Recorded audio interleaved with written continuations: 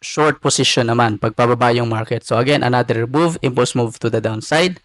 Okay? So if may makita kang break sa previous low like this, mas maganda, no? Same din sa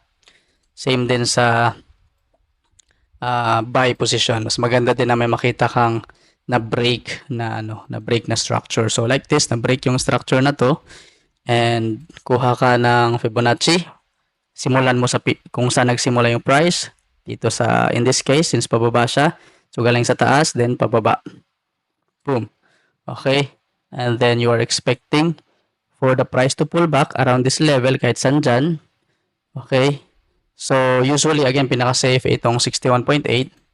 Then, after that, get a confirmation. Then, pasok ka ng sell, entry mo. So, yung SL mo, depends on you, no? Depende din sa strategy mo. But I usually put my SL above siguro mga 20 pips. No? Minsan kasi nagsising trading ako, so lagyan ko lang ng space dyan. Okay, at least above sa structure na to dito. Alright, so parang ganyan lang naman.